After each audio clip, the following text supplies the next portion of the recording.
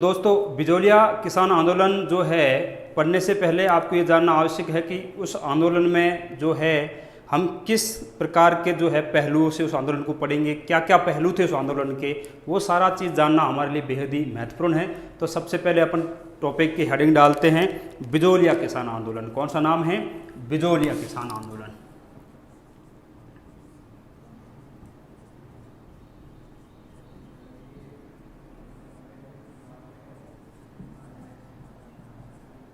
बिजोलिया किसान आंदोलन।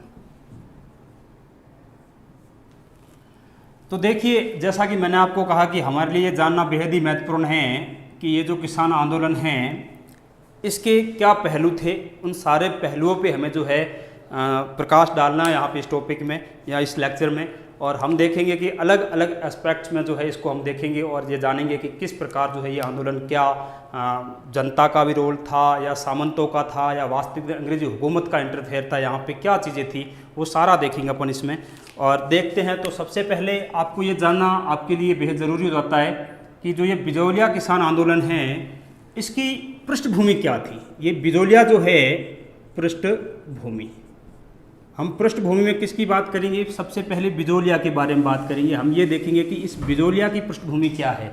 ये बिजोलिया जो है ठिकाना था, ये कौन सी रियासत में था, वर्तमान में कहाँ पड़ता है, यहाँ सामंत कौन थे, वो सारी बातें जो है हम करेंगे इसमें।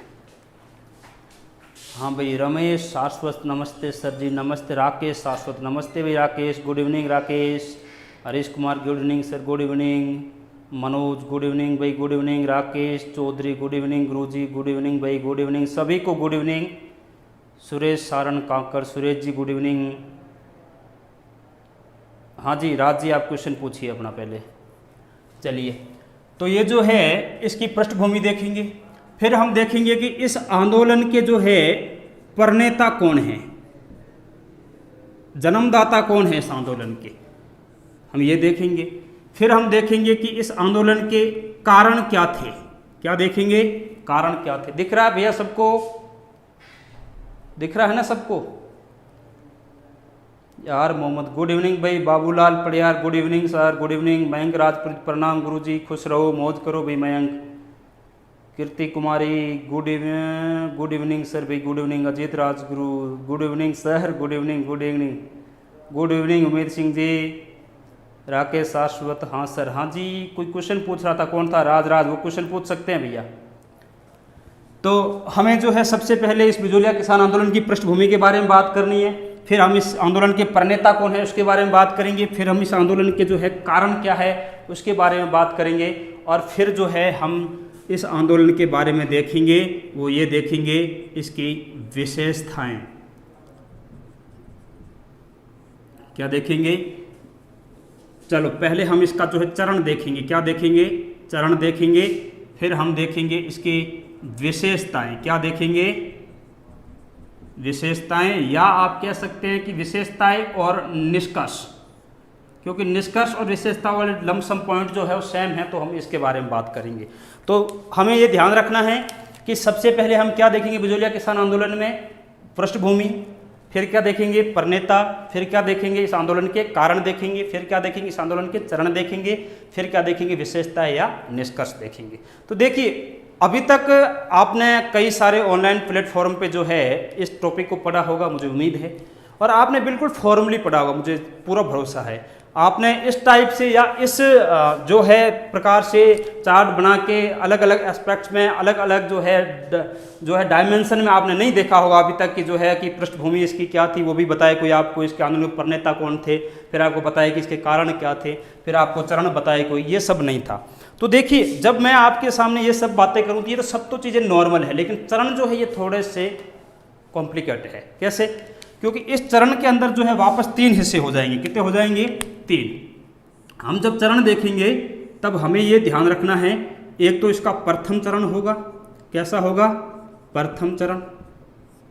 फिर इसका जो है दूसरा चरण होगा। किसका होगा?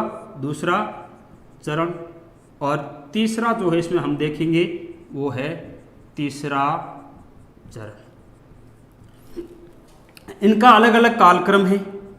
1897 से लगाकर 1915, ठीक है, 1915 से लेके और आपके 1923, और तीसरा जो है वो 1923 से लेके 1941 तक। ये 3 चरण हैं। कितने चरण हैं? 3 चरण हैं। ओम प्रकाश राजपुरोहित, बिल्कुल सर, बिल्कुल बिल्कुल भाई, बिल्कुल ओम प्रकाश जी, सही बात है। क्या सही बात है? टॉपिक सही बात है, क्या बात सही?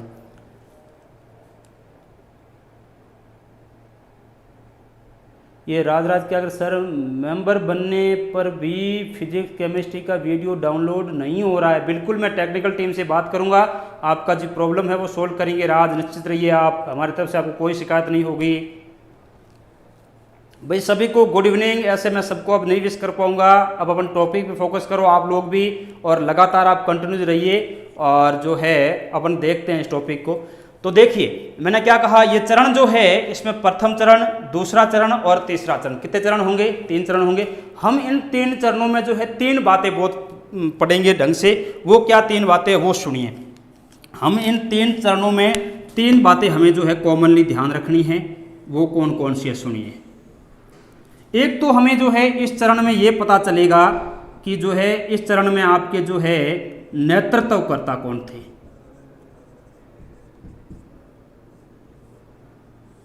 भैया कमेंट में बताना रेड वाला मार्कर सही दिख रहा है आपको? हैं जी, कमेंट में बताना रेड वाला मार्कर सही दिख रहा है ना। चलिए, तो एक तो हम क्या पढ़ेंगे कि इन 3 चरणों में, अलग अलग चरणों में आपके जो है वो क्या है, नेतृत्वकर्ता कौन है। ठीक है, इन चरणों की विशेषताएं क्या है, विशेषताएं क्या है, इन चरणों में क्या क्या घटनाक्रम हुए थे, क्या क्या घटनाएं हुई थी, क्या विशेषताएं थी उनकी, वो सारी बात करेंगे। ठीक है, फिर जो है हम इस चरण में देखेंगे वो ये देखेंगे कि जो है इस चरण का निष्कर्ष क्या निकला। क्या देखेंगे? निष्कर्ष। हम देखेंगे कि प्रत्येक चरण में, देखो 3 चरण है, एक चरण पूरा होगा तो उसका कुछ तो कुछ कंक्लूजन निकला होगा, कुछ न कुछ तो जो है उसका निष्कर्ष निकला होगा कि ये सफल रहा आंदोलन या असफल रहा, क्या रहा है कि नहीं है। ऐसे तो हम हर एक चरण में ये देखेंगे कि इन आंदोलनों में, इन चरणों में जो है क्या निष्कर्ष निकला है। तो 3 चीजें मोटे तौर पे हर चरण में देखने को मिलेगी आपको। एक नेतृत्वकर्ता आपको ध्यान में रखना है, जहां से आपको बहुत सारे वेरियस एग्जाम्स में कई प्रकार के क्वेश्चन पूछे हुए हैं, ध्यान रखना। और जो है विशेषताएं इसकी जो है, क्या क्या संस्थाएं बनी, किस तरह के संगठन बने, किस प्रकार चीजें हुई, वो सारी देखनी है। फिर जो है आपको क्या ध्यान में रखना है, निष्कर्ष, रिजल्ट एंड में इस चरण का क्या हुआ, रिजल्ट एंड इस चरण का क्या हुआ, ये सफल रहा या असफल रहा होगा, वो सारी बातें हम करेंगे इसके बारे में। तो ये तो एक मोटे तौर पे आपके सामने मैंने ये खाका बताया है कि हम इस टॉपिक को किस प्रकार पढ़ने वाले हैं। ठीक है ना। तो अब हम देखते हैं प्रभुराम गुजर, हाँ सर, हरिओम सिंह राजपुरोहित, हाँ एकदम क्लियर दिख रहा है सर जी, थैंक यू भाई। मेरा मकसद यही था, कल रेड वाला दिख नहीं रहा था इतना अच्छा, आज भी दिख रहा है आपको, तो बहुत बहुत अच्छी बात है। फिर तो और भी अच्छी चीज़ हो जाएगी। सर सभी स्टेट का जीके जीएस पढ़ाइए। बिल्कुल बिल्कुल राज जी, हम पढ़ाएंगे, हम पढ़ाने के लिए हैं आपको, निश्चित रहिए। विजय सिंह पाठक, बिल्कुल भाई यार मोहम्मद विजय सिंह पाठक पे आएंगे। सर वाइट शर्ट में बहुत अच्छे लग रहे हो, thank you mister Ajit Singh ji, तारीफ़ के लिए शुक्रिया। आप इतनी कदर ख्याल रखते हैं, इसके लिए भी शुक्रिया कि इतना ध्यान रखते हैं। सर वाइट शर्ट में अच्छे लग रहे हैं, नहीं लग रहे हैं, इसके लिए भी यार मोहम्मद 3 महीने लाल वेमा। चलो ठीक है, अपन देखते हैं आगे। अब देखिए, तो आज अपन जो पहला टॉपिक पढ़ने जा रहे हैं आपका, वो टॉपिक है पृष्ठभूमि इस आंदोलन की। इस आंदोलन की पृष्ठभूमि जो है वो किससे जुड़ी हुई है, आपके बिजोलिया से जुड़ी हुई है। किससे जुड़ी हुई है? बिजोलिया से। अब आप देखते जाइएगा कि इस पृष्ठभूमि को हम देखते हैं। तो सबसे पहले आपको ये पता होना चाहिए कि ये आंदोलन हुआ, वो स्थान था आपका जो है, कौन सा था स्थान बिजोलिया था। कौन सा था? बिजोलिया। आपको पूछेगी बिजोलिया वर्तमान में कहाँ है, तो बिजोलिया वर्तमान में कहाँ है? भीलवाड़ा में। कहाँ है? भीलवाड़ा में। राजस्थान के भीलवाड़ा राज्य में वर्तमान में क्या पड़ता है आपका? बिजोलिया पड़ता। लेकिन तत्कालिक समय में ये भीलवाड़ा में नहीं था, तत्कालिक समय में ये बिजोलिया जो है ये आपके जो है ऊपर माल रियासत का हिस्सा था। ऊपर माल रियासत का ये क्या था? हिस्सा था। क्या था भैया? ऊपर माल रियासत का हिस्सा था। अब ये ऊपर माल जो है ये रियासत पड़ती थी मेवाड़ में। कहाँ पड़ती थी आपके? मेवाड़ में। तो ये आपको ध्यान में रखना है कि ये ऊपरमाल रियासत जो है, ये रियासत कहाँ है? ऊपरमाल कहाँ, कौन सी राज्य का, स्टेट का हिस्सा था उसमें? मेवाड़ का हिस्सा था। किसका हिस्सा था? मेवाड़ का हिस्सा था। इस चीज़ का ध्यान रखना, ये मेवाड़ का हिस्सा था। अब होता क्या है आपको दोस्तों, एक चीज़ ध्यान में होगी, ये दी गई थी जागीर किसको? ये जागीर दी गई थी आपके अशोक परमार को। ये बिजोलिया या ऊपरमाल की जागीर जो है, बिजोलिया के बजाय अपन देखते हैं कि ऊपरमाल की जागीर जो है, कौन सी जागीर? ऊपरमाल की जागीर किसको दी गई थी? दी गई थी अशोक परमार को। किसको दी गई थी? अशोक परमार को। अब ये अशोक परमार जो है, कौन भैया? अशोक परमार। हसन खान सर, आप बहुत अच्छा पढ़ाते हो, थैंक यू भाई हसन खान।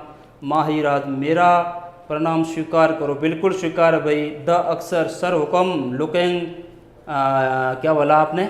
बड़ी इंग्लिश मार रहे भाई साहब। कौन है ये? फेबुलस, क्या लिखा आपने? सर हुक्म, great, thank you thank you thank you भाई अक्सर। तो अशोक परमार जो है, इसको ऊपरमाल की जागीर दी थी, और वो जागीर दी थी आपके किसने?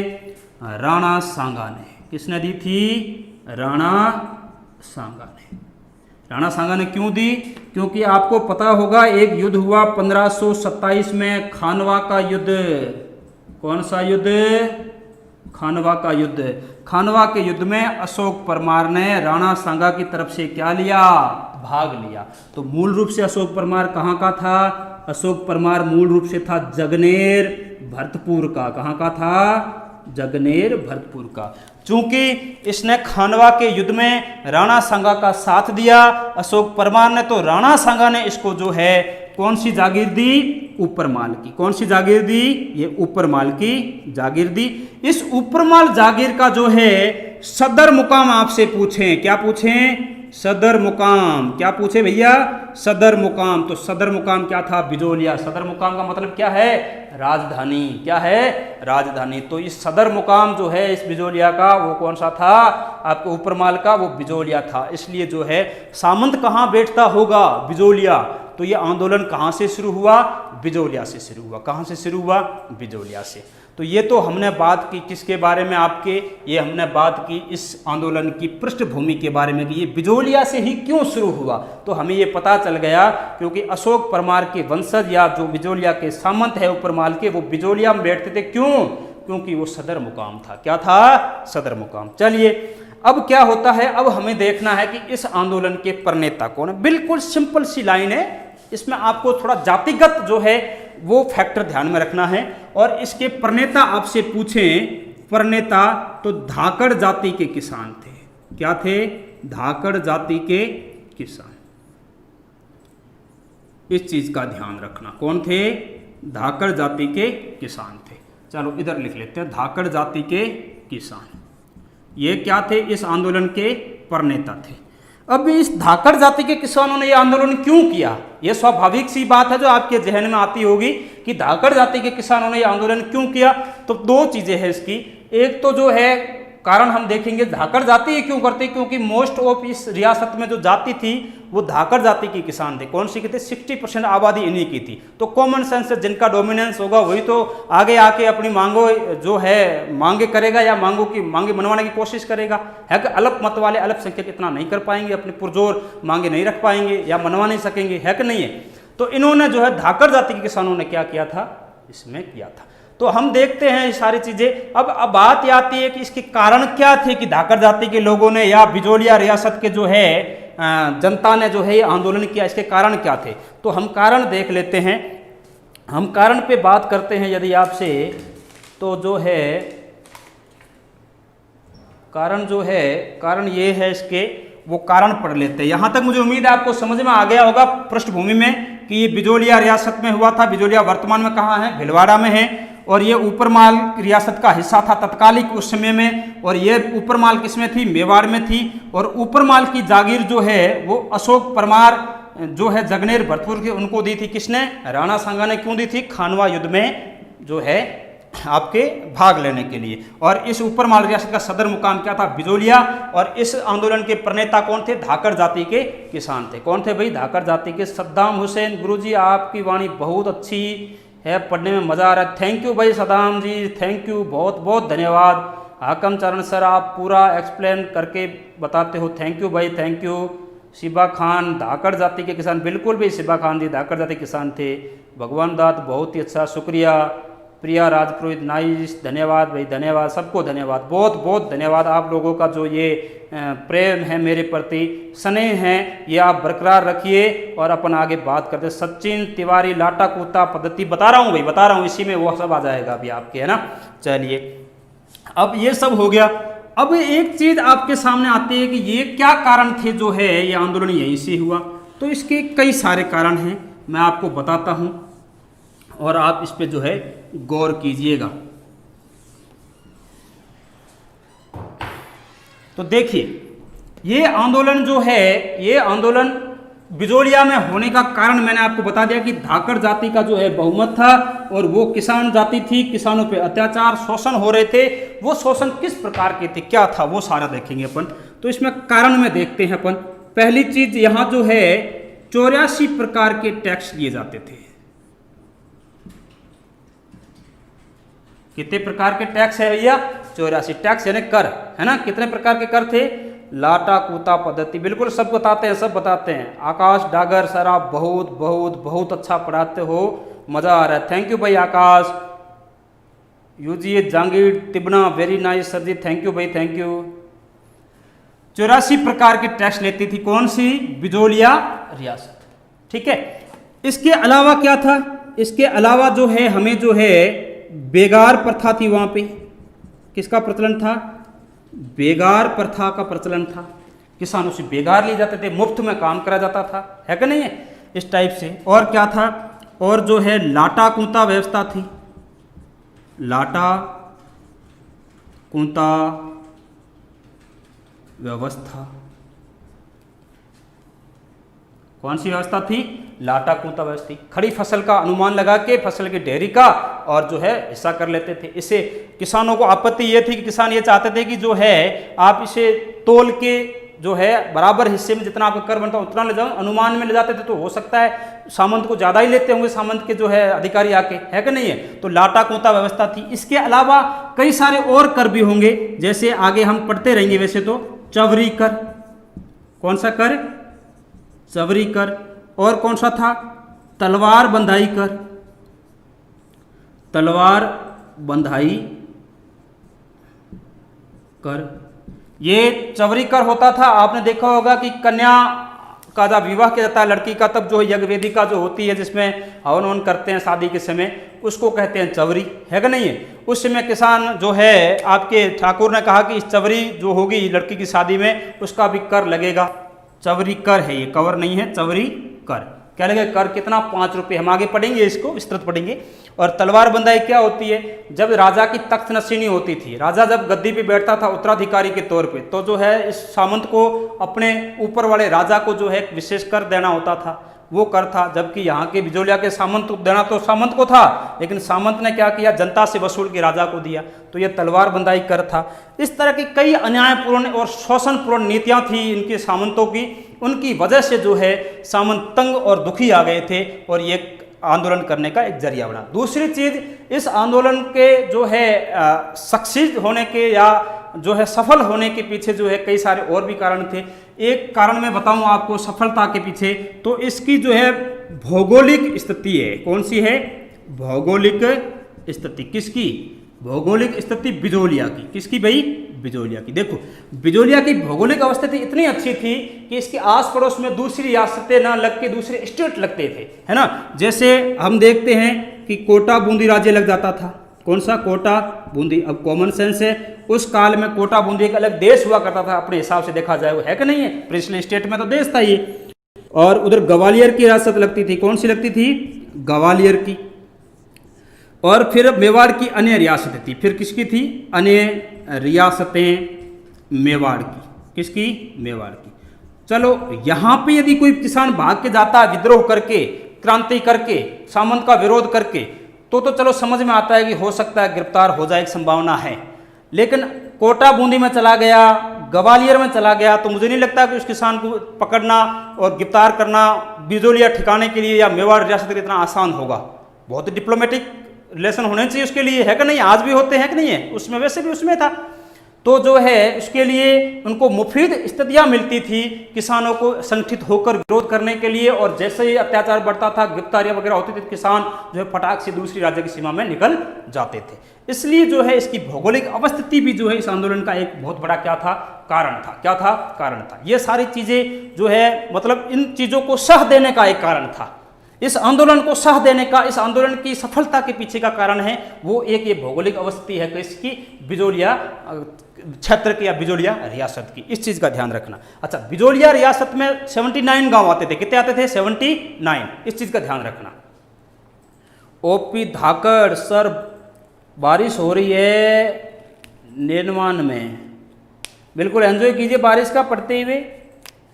बहुत मस्त पढ़ाते हो सर, जो एग्री करता है लाइक मान वीडियो पे। मयंक राजपुरोहित, शुक्रिया भाई, शुक्रिया। चलो अब देखते हैं। तो इस टाइप से जब इस तरह के अत्याचार होते हैं तो किसानों ने जो है क्या किया? किसानों ने जो है इसके प्रति जो है क्रांति या आपने जो है लाग बाग देने से मना कर दिया और एक प्रकार का विद्रोह का रुख अख्तियार कर लिया। अब अपन देखते हैं कि इस चरण में कि अब इम्पोर्टेंट चीज़ है कि विद्रोह का रुख होता, कहाँ से शुरुआत होती है, क्या होती है, वो सारी चीज़ें जो है हम यहाँ से देखते हैं और इस चरण के बारे में पढ़ते हैं कि क्या क्या हुआ।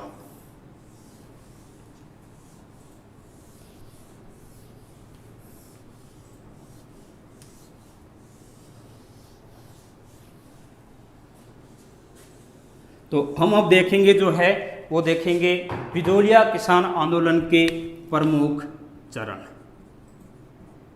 क्या देखेंगे? चरण।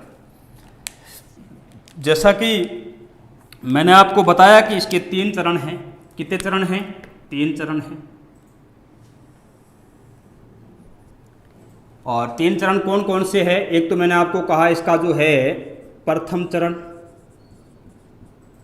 क्या है? प्रथम चरण है जो 1897 से शुरू होता है और आपके चलेगा वो चलेगा जो है 1915 तक। कब तक? 1915 तक। दूसरा चरण जो होगा इसका वो होगा आपका जो है दूसरा चरण, वो चलेगा आपका जो है 1916 से लेके 23 तक। कुछ में ये ज़्यादा भी दिया होता है, कई बार 27 तक दे देते हैं कुछ किताब बॉक्स वाले, तो कन्फ्यूज होने की ज़रूरत नहीं है, यही मानना आपको। और तीसरा चरण जो है वो है आपका 1923 से लेके 41 तक। 3 चरणों की बात करेंगे। कितने चरणों की बात करेंगे? 3 चरणों की। तो देखिए प्रथम चरण में क्या होता है। प्रथम चरण का आंदोलन जो होता है उसमें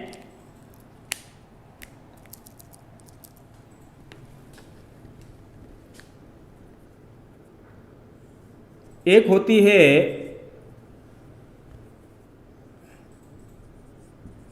धाकड़ जातीय पंचायत।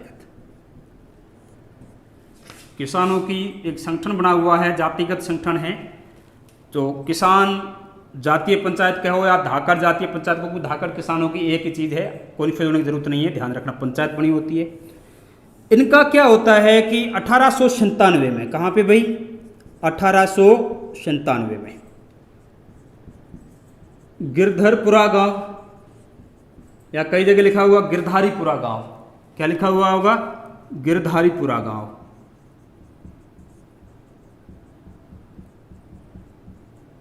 यहां पे जो है एक किसान होते हैं गंगाराम जी। क्या नाम होता है किसान का? गंगाराम जी। गंगाराम जी धाकड़। ये क्या है? किसान है। क्या है? किसान। इनके पिताजी की जो है मृत्यु होती है। किसकी मृत्यु हो रखी होती है? इनके पिताजी की मृत्यु। और यहाँ पे मृत्यु की उपलक्ष्य में क्या था? मृत्यु भोज था।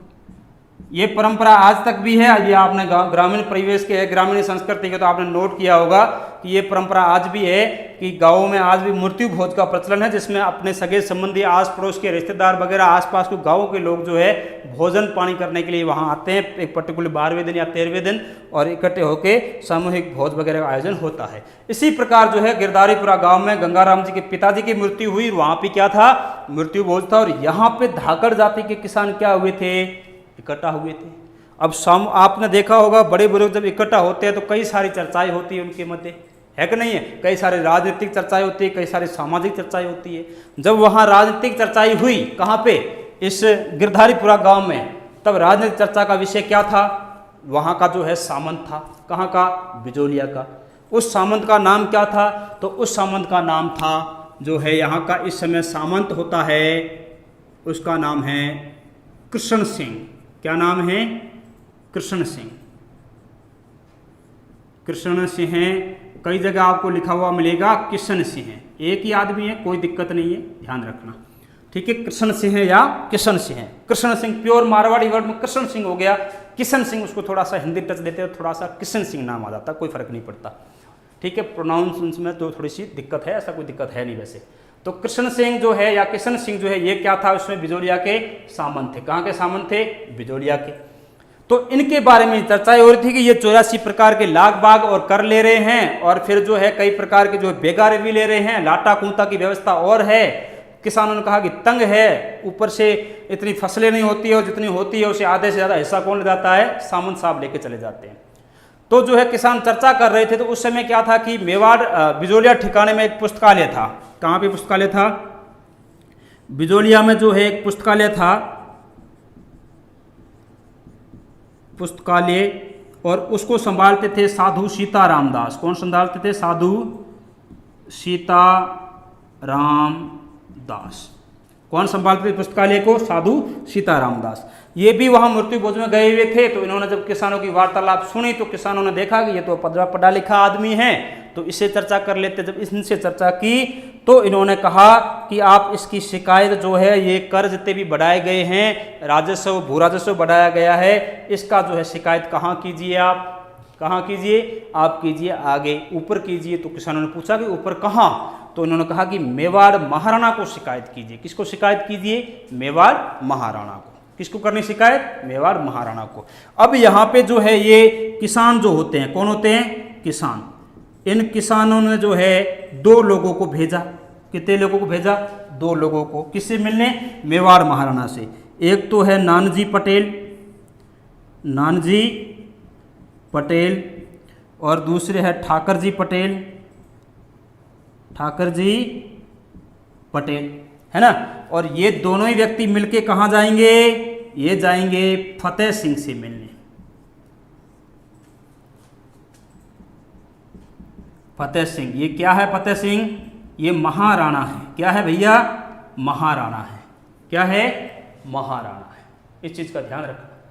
फतेह सिंह से मिलने जाते हैं। अब फतेह सिंह से जब ये मिलने जाते हैं तो फतेह सिंह ने कहा कि मैं इसकी क्या करवाऊंगा, क्या करवाऊंगा भैया, जांच करवाऊंगा। जांच के लिए फतेह सिंह ने जो है जिसको भेजा, वो भेजा हामिद हुसैन को। किसको भेजा, हामिद हुसैन को। और इसने रिपोर्ट दे दी अपनी। क्या दे दी, रिपोर्ट दे दी, है ना। रिपोर्ट दी, और वो रिपोर्ट दी किसके पक्ष में, किसानों के पक्ष में। किसके पक्ष में भैया, किसानों के पक्ष में।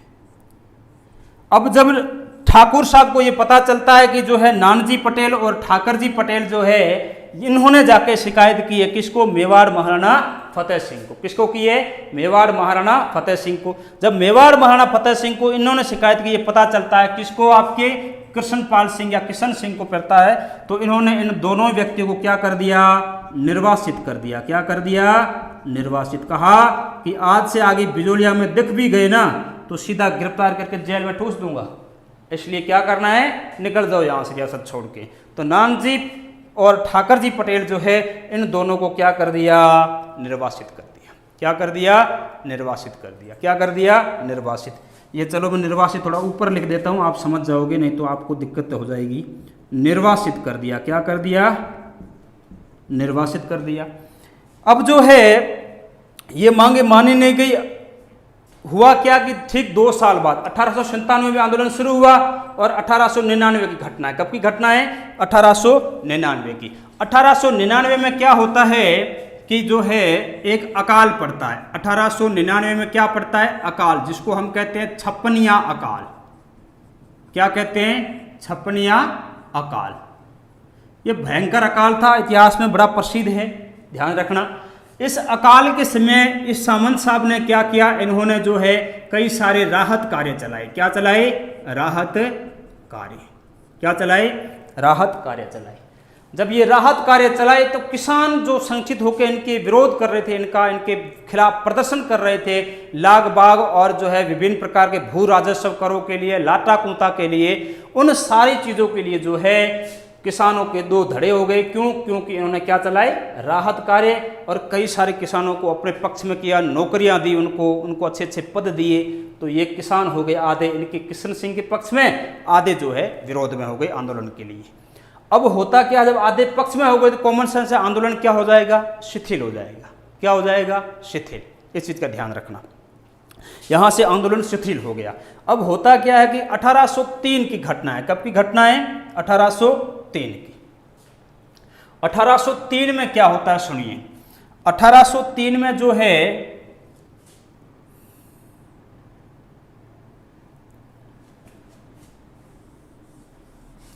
ये 1803 जो होता है, इस समय इस किशन सिंह ने एक कर लगाया, चंवरी कर।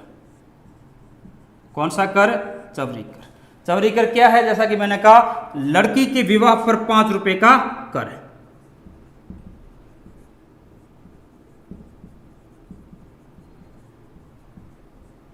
कितने रुपए का? 5 रुपए का कर।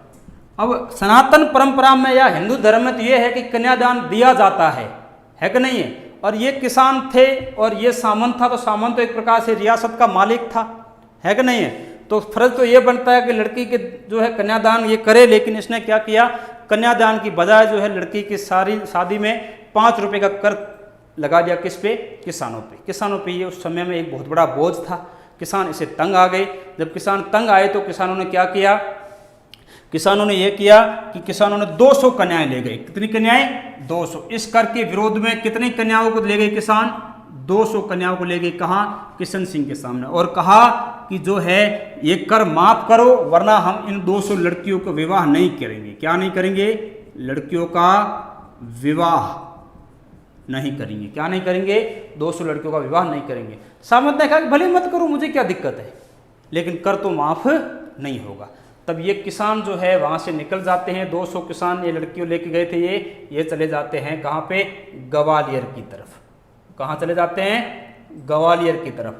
अब सामंत को थोड़ा बहुत ये जो है पता चला कि यदि सामंत को पता चला कि भाई किसान ही नहीं रहेंगे, वो ही रियासत छोड़ के चले जाएंगे, तो फिर जो है भू राजस्व कहाँ से आएगा? जब खेती बाड़ी नहीं होगी, जब खेती बाड़ी नहीं होगी तो भू राजस्व नहीं हो सकता। तो भू राजस्व कहाँ से होगा? तो भू राजस्व के लिए इसने क्या किया? ग्वालियर में पीछे गया और ये जो है समझौता कर किसानों को वापस ले आया। समझौता किया और आश्वासन दिया। केवल क्या दिया? कर कम करने का क्या दिया? आश्वासन दिया। और किसानों को क्या ले आया? किसानों को वापस ले आया। क्या ले आया? किसानों को वापस। कहाँ से? ग्वालियर रियासत से। कहाँ से ले आया? ग्वालियर रियासत से। इस तरह से जो है कालांतर में ये घटनाक्रम चल ही रहा होता है और 1906 में इसकी मृत्यु हो जाती है। इसकी क्या हो जाती है? 1906 में मृत्यु। अब इसकी मृत्यु हो गई। तो इसके कोई वंशज थे नहीं। अब इसका उत्तराधिकारी ढूंढने के लिए बिजोलिया में इसके निकट रक्त संबंधी भी नहीं थे, क्योंकि आपके वंश परंपरा में या निकट रक्त संबंधी ही होना चाहिए जो आपका अगला क्या बन सकेगा? उत्तराधिकारी बनेगा। अब इसके लिए जो है वापस कहाँ जाया जाएगा? जगनेर। जगनेर कहाँ है? भरतपुर में, जहाँ से अशोक परमार आया था। वहाँ से एक लड़का लाएगा, इसका उत्तराधिकारी होगा। मृत्यु के बाद क्या होगा इसका? उत्तराधिकारी। क्या नाम होगा? पृथ्वी सिंह। क्या नाम होगा? पृथ्वी सिंह। अब इस पृथ्वी सिंह ने क्या किया? इस पृथ्वी सिंह ने जो है आते ही कर लगा दिया और उस कर को कहते हैं आप तलवार बंधाई कर।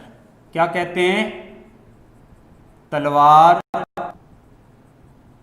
बंधाई कर। क्या कहते हैं आप इसको, तलवार बंधाई कर। ये जो तलवार बंधाई कर है ये क्या था, उत्तराधिकारी शुल्क था एक प्रकार का। क्या था, उत्तराधिकारी शुल्क। ये जो है उत्तराधिकारी शुल्क सामंत को देना होता था, किसको, राजा को।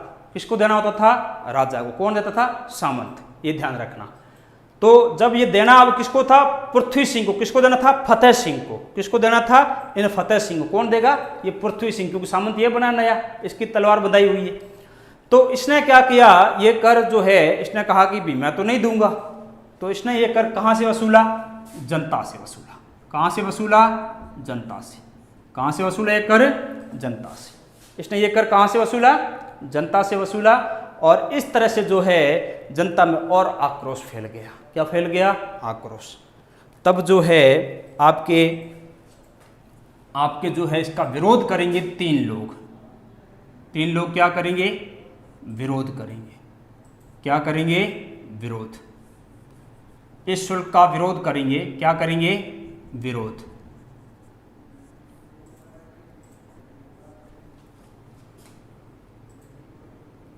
एक तो आपका जो है फतेहकरण चारण।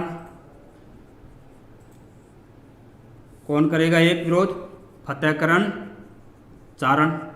और कौन करेगा, और जो है आपका ब्रह्मदेव। और एक जो है आपका होगा प्रेमचंद भील। क्या नाम होगा, इधर लिख लेते हैं, इधर लिख लेते हैं, प्रेमचंद भील।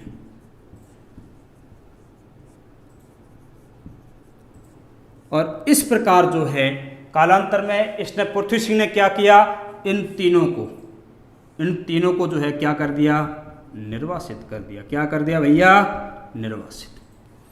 अब जो है अगला चरण में प्रवेश करेगा आंदोलन। और ये आंदोलन जो है क्या हो गया, एक प्रकार से निस्तेज हो गया। क्या हो गया, निस्तेज।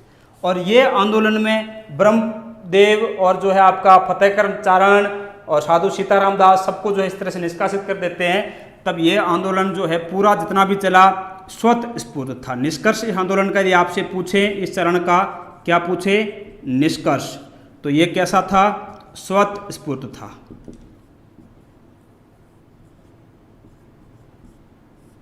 कैसा आंदोलन था, स्वतःस्फूर्त आंदोलन था। निष्कर्ष पूछे तो ध्यान में रखना, निष्कर्ष इस आंदोलन का कि बिजोलिया आंदोलन का प्रथम चरण कैसा था, स्वतःस्फूर्त था। कैसा था, स्वतःस्फूर्त था।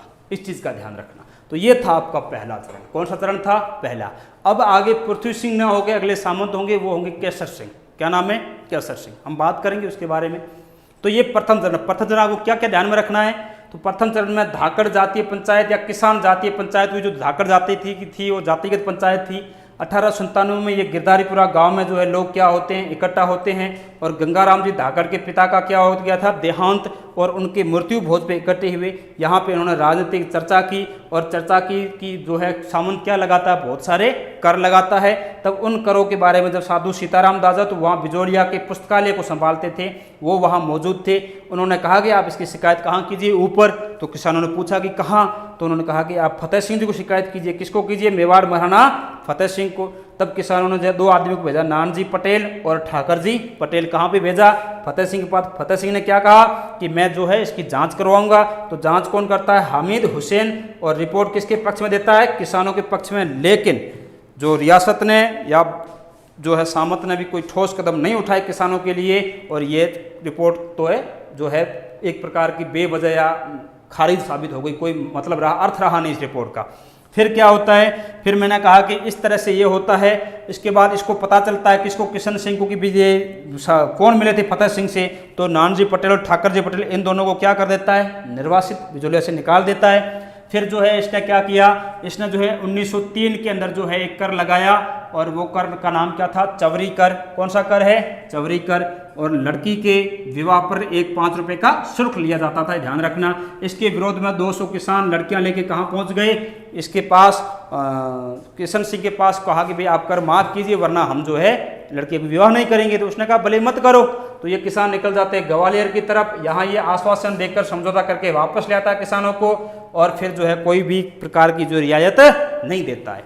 फिर जो है मैंने कहा कि 1899 के अकाल में भी इसने जो है किसानों को अपनी तरफ मिला लिया था, इसलिए इस आंदोलन को थोड़ा सा शिथिल कर दिया था। और फिर 1806 में इसकी क्या हो जाती है, मृत्यु। जब इसकी मृत्यु होती है तो इसका उत्तराधिकारी होता है पृथ्वी सिंह, जो कहाँ से होता है, जगनेर से होता है। अब उसके समय जो है उत्तराधिकारी शुल्क लिया जाता है मेवाड़ रियासत द्वारा बिजोलिया के सामंत से, जिसको हम कहते हैं तलवार बंधाई कर, है ना। इसने ये कर सामंत पृथ्वी सिंह ने किसे वसूला, जनता से वसूला। अब जनता ने क्या किया भैया, विरोध किया। जनता ने क्या किया, विरोध किया। विरोध करने वाले प्रमुख लोग कौन थे, प्रेमचंद भील, फतेहकरण चरण, ब्रह्मदेव और साधु सीताराम दास भी ध्यान में रख लेना आप, ठीक है। तो इनको जो है इसने क्या किया, निर्वासित कर दिया। किसने, पृथ्वी सिंह ने, है ना। इस तरह से आंदोलन पहला चरण था, ये समाप्त होता है, क्योंकि इसका कोई जो है सक्षम नेतृत्व करता नहीं था, उसकी वजह से जो है ये क्या हो गया, असफल हो गया प्रथम चरण। तो प्रथम चरण का निष्कर्ष क्या निकला, फिर निष्कर्ष ये निकला कि ये एक प्रकार का स्वतः स्फूर्त आंदोलन था। प्रथम चरण कैसा था, स्वतः स्फूर्त चरण था। कैसा चरण था, स्वतः स्फूर्त चरण था। कैसा चरण था, स्वतः स्फूर्त चरण था। तो ये तो आपको कंप्लीट हुआ पहला चरण। हम बात करेंगे अब दूसरे चरण की। किसकी बात करेंगे, दूसरे चरण की। चल तो देखते हैं दूसरा चरण, इसमें क्या हुआ था।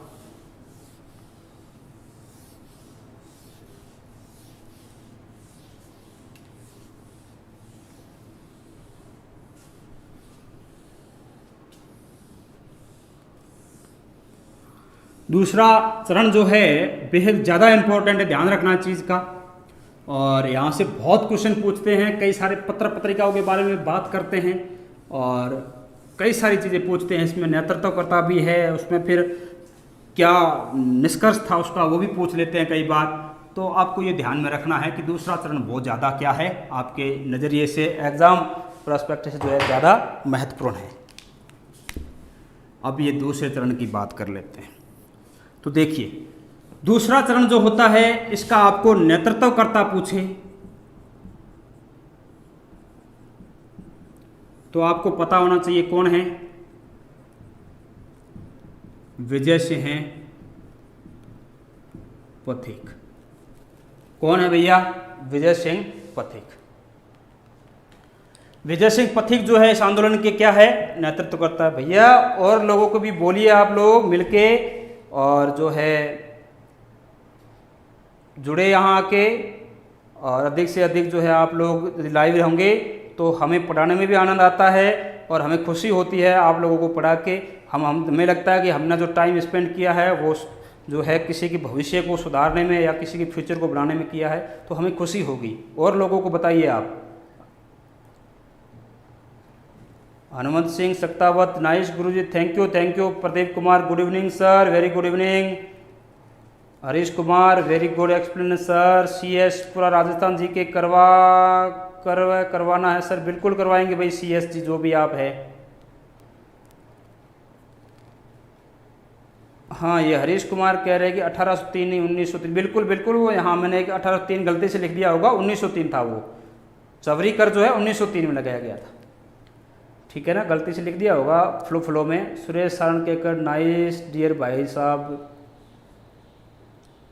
राव म्यूजिक शाहपुरा, बहुत ही शानदार पढ़ा रहे हो सर जी। बिल्कुल, मुझे लगता है कि शाहपुरा से तो आप मेरे से पढ़े हुए होंगे। Sunil Yadav, very nice sir, thank you. Narpat Charan, शानदार गुरुजी, इसी तरह आप हमें गुरु दक्षिणा देते रहो। बिल्कुल नरपदान जी, बिल्कुल sir. Sachin Tiwari sir, nice explanation, बिल्कुल धन्यवाद भाई, धन्यवाद। CS hello, good evening sir, good evening CS भाई, गुड इवनिंग। चलो आगे चलते हैं, आगे बात करते हैं। तो इस चरण में जो है, ये चरण जो है वे कौन सा चरण होगा, ये दूसरा चरण होगा। कौन सा चरण होगा, दूसरा। जो मैंने आपको बताया कि 1915 से लेके और 1923 तक है। इसके नेतृत्वकर्ता कौन होंगे, विजय सिंह पथिक होंगे। कौन होंगे, विजय सिंह पथिक। इस चीज का ध्यान रखना। अब जो है यहाँ आपको सामंत पूछे तो ध्यान में रखना कि यहाँ एक सामंत आ जाएंगे आपके, सामंत आ जाएंगे केसरी सिंह। कौन आएंगे, केसरी सिंह। हम इसके बारे में आगे बात करेंगे। ये अल्पवयस्क होता है और इसमें आगे कमीशन बनेगा, उसके बारे में उसमें मैं आपको जिक्र बता दूंगा। ये अल्पवयस्क होता है, इसलिए इसके जो है प्रशासक होते हैं वो होते हैं अमर सिंह। प्रशासक कौन है, अमर सिंह, और एक और अन्य नाम होता है डूंगर सिंह। तो ये कैसा है? अल्पवयस्क है। इस चीज़ का ध्यान रखना। चलिए अब जो है हम देखते हैं कि सेकंड चरण में जो है इसमें नेतृत्वकर्ता कौन होगा? विजय सिंह पथिक होगा। विजय सिंह पथिक कैसे है वो देखते हैं पहले। तो सुनिए, ये जो आपका जो है विजय सिंह पथिक जो आता है, ये एक हरिभाई किंकर है। क्या नाम है? हरिभाई किंकर। ये एक संस्था चलाते हैं, ये संस्था चलाते हैं, उसका नाम है विद्या प्रचारिणी संस्था।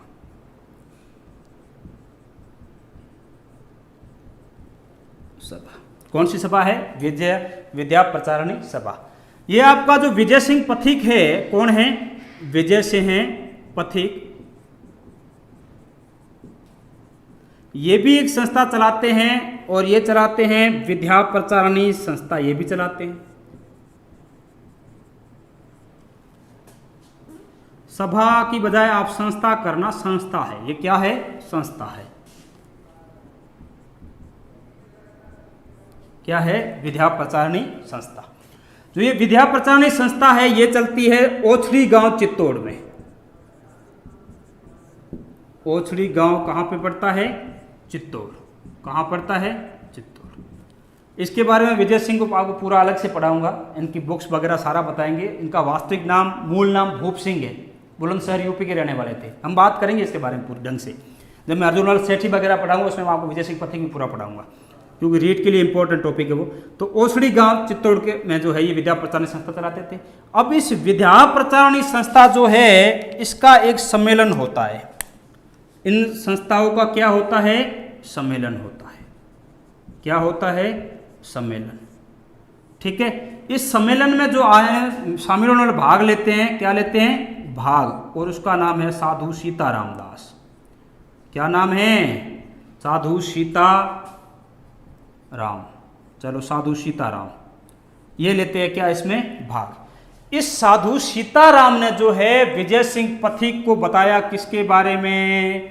बिजोलिया आंदोलन के बारे में। किसके बारे में? बिजोलिया। किसने बताया? साधु सीताराम दास ने बताया। किसको? विजय सिंह पथिक को। किसके बारे में? बिजोलिया आंदोलन के बारे में। और यहाँ से विजय सिंह पथिक जो है वो कौन से इन्वॉल्व हो जाएंगे आंदोलन में? वो हो जाएंगे आपके बिजोलिया किसान आंदोलन में। यहाँ से इनकी जो है बिजोलिया किसान आंदोलन में जो है एंट्री होती है, और ये इसका क्या स्वीकार करते हैं? नेतृत्व। इन्होंने बताया कि भाई जो है बिजोलिया में एक किसान आंदोलन चल रहा है, बड़ा ही संगठित किसान आंदोलन है, किसानों के ऊपर बहुत भयंकर अत्याचार हो रहे हैं, उनकी दुर्दशा है। वो प्रयास कर रहे हैं पिछले 15 साल से, लेकिन उनको किसी भी प्रकार की विशेष या खास सफलता सामंत के विरुद्ध नहीं मिली है। आप मुझे उच्च कोटि के जो है वक्ता और राष्ट्रीय आंदोलन में जो है अग्रणी भूमिका निभाने वाले लगते हैं, तो मैं चाहता हूं, किसने कहा? साधु सीताराम दास ने, कि मैं चाहता हूं आप बिजोलिया आंदोलन का क्या स्वीकार करें? नेतृत्व स्वीकार करें। क्या स्वीकार करें? नेतृत्व। तो विजय सिंह पथिक ने जो यहाँ बिजोलिया आंदोलन का नेतृत्व स्वीकार किया, और उसके बाद जो है आंदोलन की कई डायमेंशन में ये आंदोलन चला, और सबसे सक्सेस चरण जो था वो आपका था बिजोलिया आंदोलन का, वो दूसरा चरण था। कौन सा चरण था? दूसरा चरण था। हम उसके बारे में बात करते हैं कि विजय सिंह पथिक के आने के बाद ये आंदोलन इतना सक्सेस कैसे हुआ, उसके बारे में बात कर लेते हैं। तो यहाँ तक तो आपको ये ध्यान में रखना है कि इस तरह से घटनाक्रम होता है। तो अब अपन देखते हैं कि विजय सिंह जो आया उसके बाद क्या आंदोलन पे प्रभाव पड़ा, उसके बारे में बात करते हैं। देखो, विजय सिंह एक जो है राष्ट्रीय परिदृश्य से निकले हुए नेता थे। उनके पास अच्छी सूझबूझ थी आंदोलन चलाने की। उनको ये पता था कि कोई भी आंदोलन स्थानीय नेता सामंत का विरोध करके बड़े तौर पे नहीं चला सकते, क्योंकि उसका दमन कर लेते हैं। सामंत क्या कर देंगे? दमन। क्योंकि उस समय मीडिया या प्रिंट मीडिया उतना सक्षम नहीं था अपने यहाँ रियासतों में। तो आपके साथ शोषण हुआ, आपका अत्याचार हुआ, आपकी हत्या हुई है एक आंदोलनकारी के रूप में, तो वहाँ आपकी सुनवाई करने वाला कोई नहीं है। ठीक है। तो विजय सिंह को ये परिस्थितियाँ, ये स्थितियाँ जो है भली भांति पता थी। अब वो क्या कदम उठाएंगे देखना आप। तो इस चरण में जैसे ही विजय सिंह जुड़ जाएंगे, तो विजय सिंह ने यहाँ बहुत खतरनाक काम किया। विजय सिंह को आप जब देखते हैं, विजय सिंह पथिक, तो इन्होंने जो है इस आंदोलन को 3 डायमेंशन में ले गए। कितने में ले गए? 3 में कौन कौन सी थी देखते जाना जरा।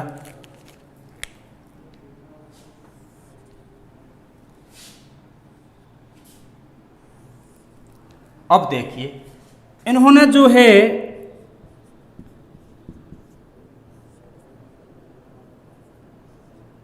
संगठन स्थापित किए। क्या स्थापित किए? दिख रहा है ना ये भैया सबको? कमेंट में बता देना। ये रेड कलर का मार्कर है। इंग्लिश विंग्लिश सर आप शानदार पढ़ाते हैं, कंसेप्ट से कट ऑफ की तरफ। वो हो, thank you sir, thank you. ये इंग्लिश विंग्लिश वाले सर जो हैं मिस्टर चेतन सिंह जी, राजपुरोहित जी, धन्यवाद आपका।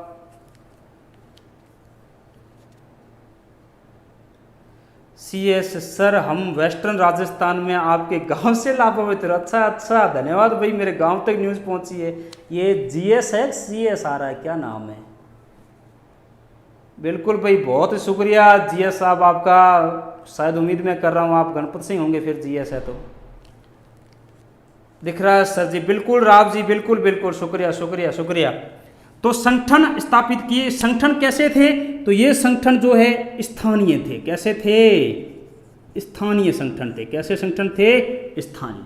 फिर इन्होंने क्या किया? इन्होंने अन्य संगठनों के साथ भी जो है सामंजस्य स्थापित किया, तो अन्य संगठन बनाए।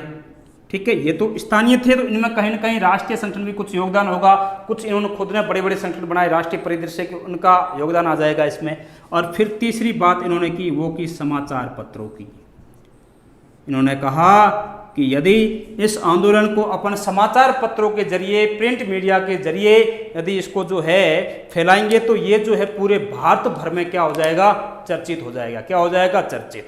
क्योंकि इन सब चीजें, ये क्या है? ये एक प्रकार के दबाव समूह हैं। ये क्या है? ये दबाव समूह। यदि आप जो है PCS की तैयारी कर रहे हैं स्टेट की या UPSC की, तो आपको पता होगा कि कई प्रकार के दबाव समूह होते हैं। उसी प्रकार ये भी एक प्रकार के दबाव समूह है, जो क्या करेंगे? सामंत पे, रियासत पे, अंग्रेजों पे एक दबाव डालने का काम करेंगे। उन्हें जो है किसानों की मांगे मानने के लिए मजबूर करने का काम करेंगे।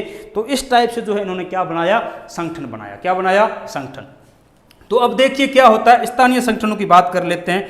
तो इन्होंने जो है सबसे पहले एक किसान पंचायत बनाई। क्या बनाई? किसान पंचायत। स्थानीय संगठन की मैं बात करूं तो इन्होंने एक किसान पंचायत बनाई। क्या बनाई? किसान पंचायत। और इस किसान पंचायत का नाम था ऊपरमाल पंच बोर्ड।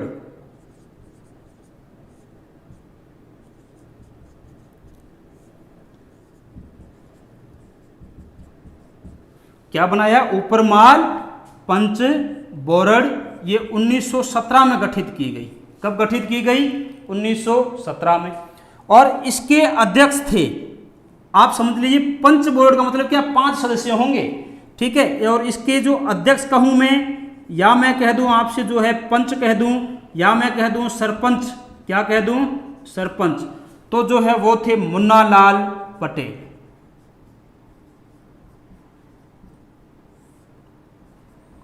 कौन थे? इसके अध्यक्ष मुन्नालाल पटेल थे। ये प्रॉपर किसानों को अपने साथ संगठित रूप से लेकर चलने के लिए गठित की गई संस्था थी। कहा कि भी हमारे एक संगठन होना चाहिए, एक संस्था होनी चाहिए जो हमारा जो है सुनवाई करे, हमारे किसान भाइयों को एकजुट रखें और इस आंदोलन की तरफ पुश करे या प्रेरित करें। तो ये तो इनके लिए बनाई गई। अब विजय सिंह पथिक बेहद ही जो है संजीदा किस्म के इंसान थे, समझदार थे। उनको ये अच्छे से पता था कि केवल बुजुर्गों के जरिए, किसानों के जरिए आंदोलन नहीं चलना है, उनको युवाओं को भी साथ में लेकर चलना था। तो उन्होंने क्या किया? ऊपरमाल सेवा संघ की स्थापना कर दी। क्या कर दी? ऊपरमाल सेवा संघ की क्या की? स्थापना। क्या की भाई? ऊपरमाल सेवा संघ की स्थापना की। जब ऊपरमाल सेवा संघ की स्थापना की तो जो है ये सिर्फ किसके लिए संगठन था? ये एक युवा संगठन था। कैसा संगठन था? युवा संगठन, या युवाओं के लिए था। किसके लिए था? युवाओं के लिए था। किसके लिए था? युवाओं के लिए। इस तरह से जो है इन्होंने इस संगठन में जान फूंकी अपनी। कहा कि जो है इस तरह से युवा और किसानों के सामंजस्य से हम एकजुट होके और सामंत का क्या करेंगे? विरोध करेंगे। तो इस युवा संगठन ने कमाल का काम किया था, और वो काम किया था आपके जो है इस युवा संगठन ने कमाल का काम किया। मैं इधर लिख देता हूँ, आपको ज़्यादा समझ में रहेगा। इन्होंने जो है एक पत्रिका निकाली इस युवा संगठन ने, ऊपर माल डंका नामक जो है पर्चे बांटे पूरी रियासत में, जन जागरूकता फैलाने के लिए, सामंत के अत्याचार और शोषणों के विरुद्ध आम जनता को जागृत करने के लिए इन युवकों के संगठन ने, जो ऊपरमाल सेवा संघ था, इसने क्या किया, इसने जो है ऊपरमाल डंका, है ना, डंका मतलब बिगुल एक प्रकार का, पर्चा बांटने शुरू की। क्या की, इस नाम के पर्चे बांटे और पूरी जनता में, रियासत पूरी में जो है क्या फैलाई, जागृति फैलाई। क्या फैलाई भैया, जागृति। इस चीज का ध्यान रखना। अब क्या होगा इसके बाद, यहां ये तो स्थानीय संगठनों की बात होगी, किसकी होगी, स्थानीय। अब चलते हैं अपन अन्य संगठनों में। किसमें चलते हैं, अन्य संगठनों में। तो अन्य संगठनों में देखिए क्या क्या होता है।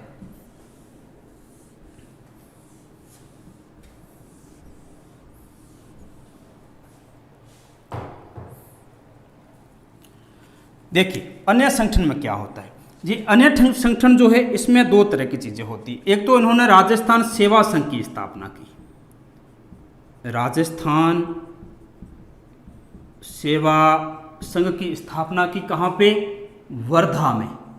कहाँ पे स्थापना की, वर्धा में। कब की, 1919 में। कब की, 1919 में। राजस्थान सेवा संघ की स्थापना वर्धा में किसने की, विजय सिंह पथिक ने की। कब की, 1919 में। स्थापना कौन करेगा, विजय सिंह पथिक। कौन करेगा स्थापना, विजय सिंह पथिक। अब देखिए यहां से बहुत ही कमाल का क्वेश्चन पूछते हैं कि राजस्थान सेवा संघ को अजमेर कब स्थानांतरित किया गया। क्या क्वेश्चन पूछते हैं आपसे, राजस्थान सेवा संघ को अजमेर कहां कब स्थापित किया गया। शुक्रिया सर, शुक्रिया सर, सच में अच्छा पढ़ा चेतन जी, शुक्रिया। दीपक प्रजापति, साधु सीताराम दास जी का संबंध बिल्कुल इसी आंदोलन से था। मैं बता चुका हूं पहले, इसके चरण में एक पढ़ा चुका हूं आगे। ये तो अभी मैं दूसरा चरण बता रहा हूं।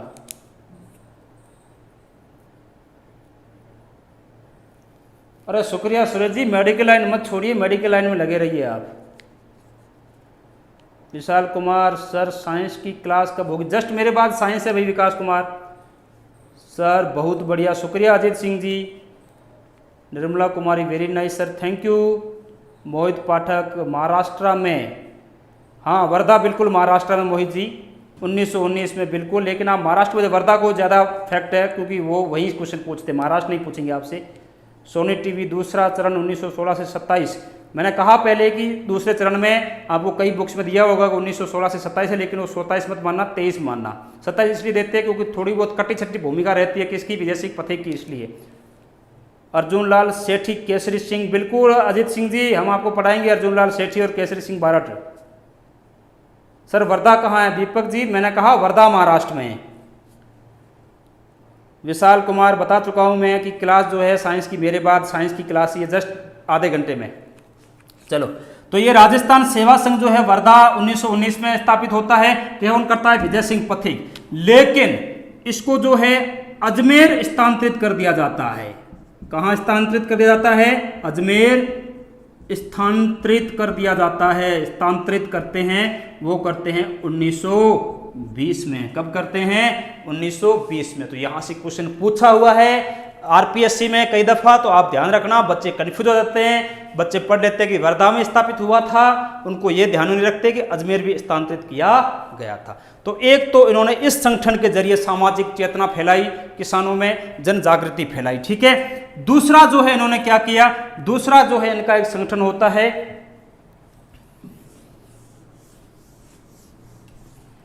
एक संगठन होता है बाकमाल का संगठन है, और उसका नाम है राजपुताना मध्य भारत संस्था। राजपुताना मध्य भारत सभा।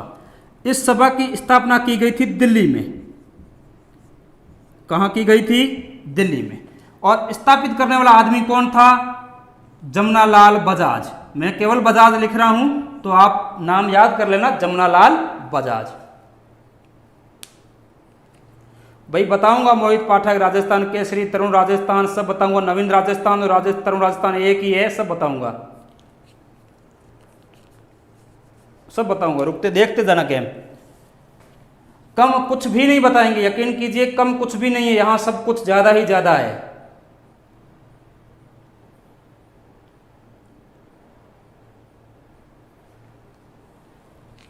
तो राजपूताना मध्य भारत सभा जो है कहां है? दिल्ली में स्थापित की। किसने की? बजाज ने। स्थापित किसने की? बजाज ने क्या की? स्थापित की। इस चीज का ध्यान रखना। चलो, एक तो इस संगठन के जरिए इस आंदोलन को उठाया, और किसके जरिए उठाया, और क्या किया इन्होंने जो है आपके 1919 का कांग्रेस का अमृतसर अधिवेशन होता है। कौन सा अधिवेशन? कांग्रेस का अमृतसर अधिवेशन। कौन सा अधिवेशन है? कांग्रेस का अमृतसर अधिवेशन। इस अधिवेशन में विजय सिंह पथिक जिन लोगों से मिलते हैं, उन लोगों के नाम हैं आपके, इस अधिवेशन में मिलते हैं विजय सिंह पथिक मिलते हैं तिलक से। तिलक से कौन मिलता है?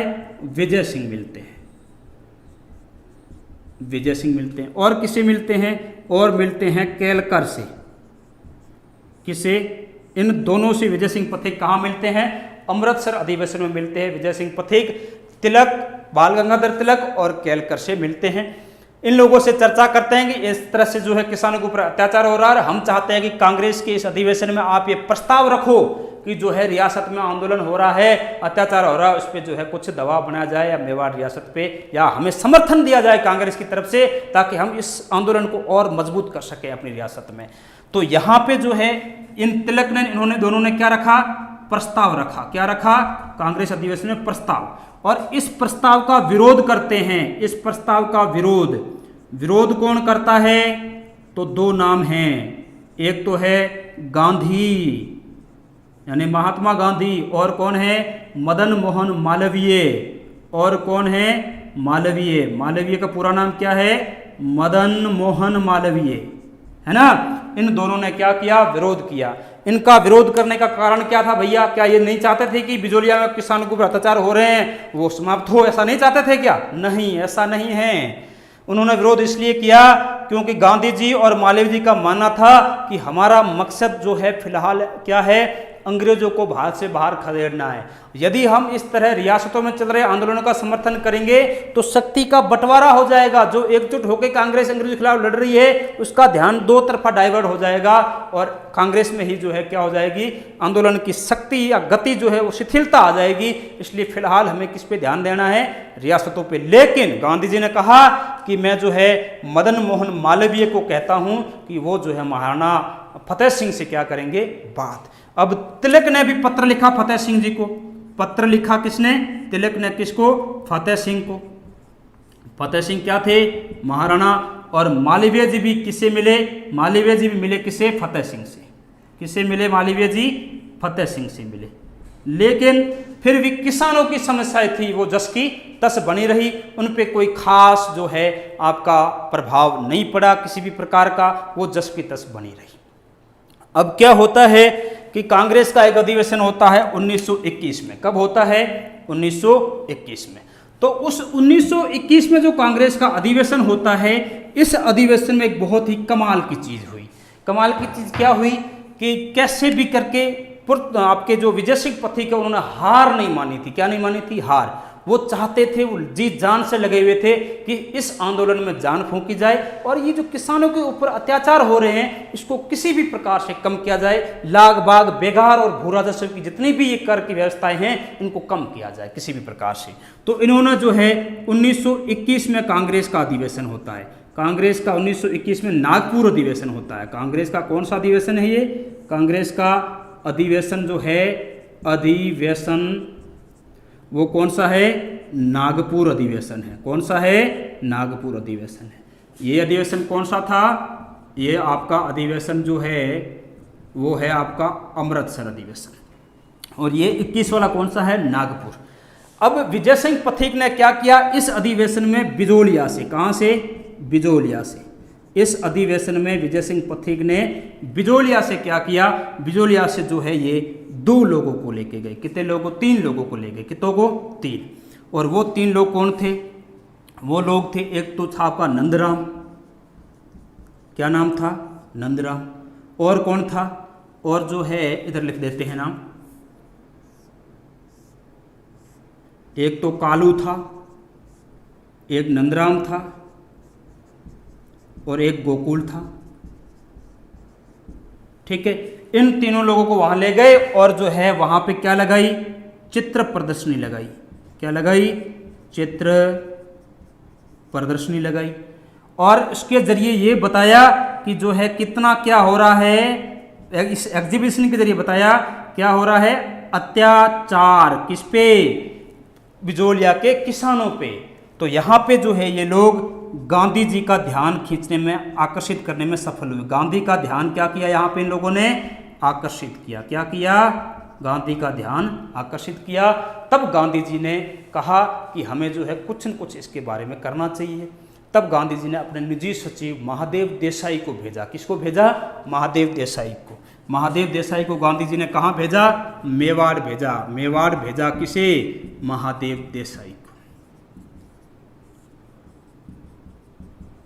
देसाई को। और इस तरह से जो है ये पहली बार गांधी का ध्यान आकर्षित करने में सफल हुए। कौन? विजय सिंह पथिक। देसाई जी ने भी बातचीत की, निजी सचिव थे गांधी जी के, लेकिन गांधी जी की निजी सचिव का ज़्यादा कोई फर्क पड़ा नहीं मेवाड़ रियासत में या बिजोलिया पे। और इस तरह से जो है ये प्रयास भी क्या हो गया? सफल। लेकिन अभी तक भी इन्होंने हार नहीं मानी है। किसने? विजय सिंह पथिक ने। आपके जो है मोहित पाठक विद्या प्रचारणी सभा की स्थापना कि 1915 में, बिल्कुल सही है, बिल्कुल सही बता रहे हैं आप। मध्य भारत सभा का मुख्यालय भाई मोहित पाठक मैंने बता दिया दिल्ली में था। अजीत जी राजगुरु 1920 सर 35वां सम्मेलन, बिल्कुल सही है। मोहित पाठक, कालू, नंदराम और गोकुल, बिल्कुल सही कहा, बिल्कुल सही कहा भाई। मारवाड़ तो दीपक प्रजापति जब आएंगे तब पढ़ाएंगे आपको मारवाड़। अभी तो एटलीस्ट यही टॉपिक है और इसमें भी काफ़ी टाइम हो गया। टाइम हो रहा है वैसे, 5-10 मिनट और चलाऊंगा, 5 मिनट की ज़्यादा ज़्यादा।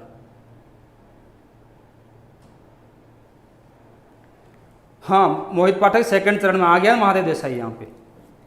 अब क्या होगा जब इस तरह से जो होता है, इन संगठनों के जरिए जो है इन्होंने क्या किया? इस दबाव बनाया किस पे? एक प्रकार से बिजोलिया इन पे। तो 2 संगठन बताए मैंने, एक स्थानीय संगठन, एक अन्य संगठन। अब अपन बात कर लेते हैं यहाँ पे जो समाचार पत्र था, तीसरा टॉपिक, उसकी बात कर लेते हैं कि समाचार पत्रों के जरिए यहाँ मैंने आपको बताया था वो कैसे दबाव बनाया, उसके बारे में बात करते हैं।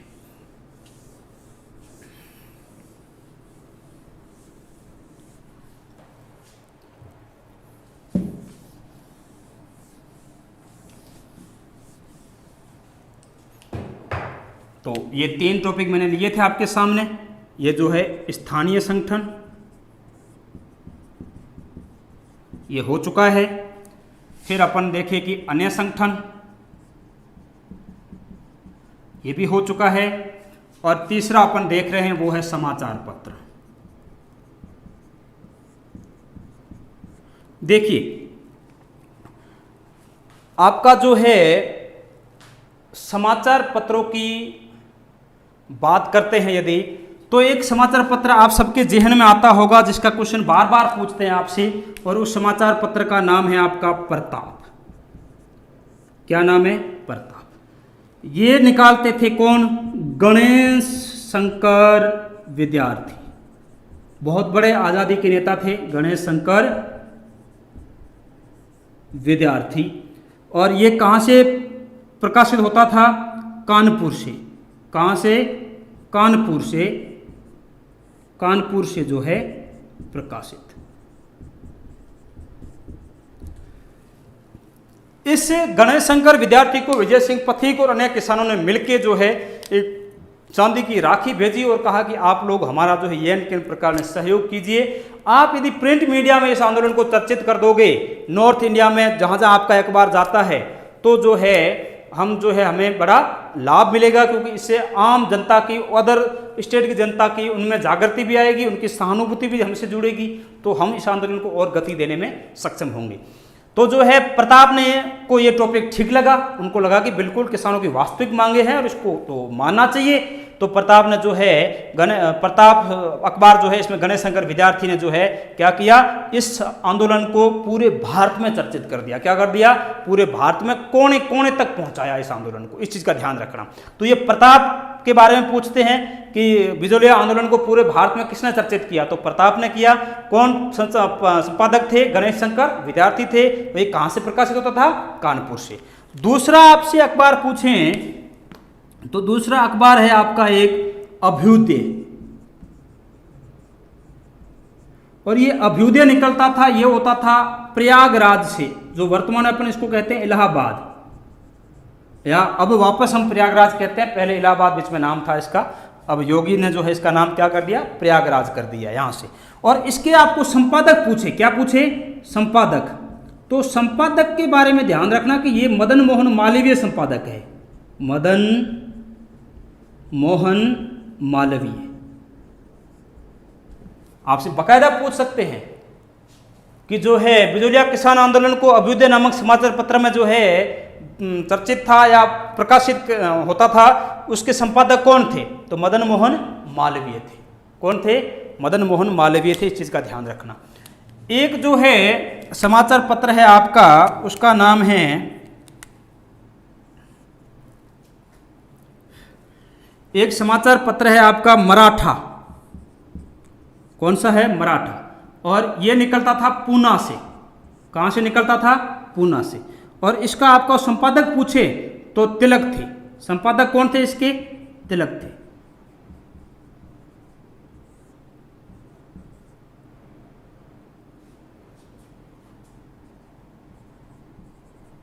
कौन थे इसके संपादक, तिलक थे। ये भी ध्यान रखना। एक और अखबार पूछते हैं, एक और अखबार है, उसका नाम है आपका, वो है भारत मित्र। भारत मित्र। और ये कलकत्ता से निकलता था। कहां से निकलता था, कलकत्ता से। कहां से निकलता था, कलकत्ता से। और इसके संपादक जो थे आपके, वो थे बाल मुकुंद गुप्त। संपादक कौन थे, बाल मुकुंद गुप्त। इधर ऊपर लिख लेता हूं मैं इसके संपादक, बाल मुकुंद गुप्त। तो इन अखबारों के जरिए, ये वो अखबार थे जो राष्ट्रीय परिदृश्य के अखबार थे। कैसे अखबार थे, राष्ट्रीय परिदृश्य के, राष्ट्रीय परिदृश्य के अखबार थे। और दो और अखबार आपको ध्यान में रखने हैं। एक जो है आपका अखबार है, वो है आपका राजस्थान केसरी। और इसके संपादक तो आपको पता ही है कौन है। संपादक जो है विजय सिंह पथिक है। और एक अखबार था नवीन राजस्थान, और इसी को हम कहते हैं तरुण राजस्थान। क्या कहते हैं, तरुण राजस्थान। चलो इधर लिख लेते हैं।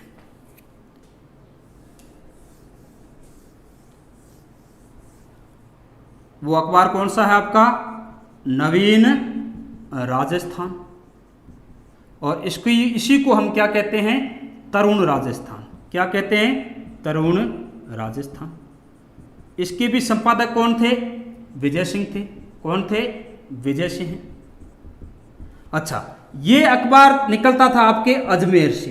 कहां से, अजमेर से। ध्यान में रखना, नवीन राजस्थान या तरुण राजस्थान एक ही अखबार है। पहले इसका नवीन था, बाद में इसका नाम तरुण कर दिया, और ये अजमेर से संपादित होता था। कौन करते, संपादक कौन थे, विजय सिंह थे।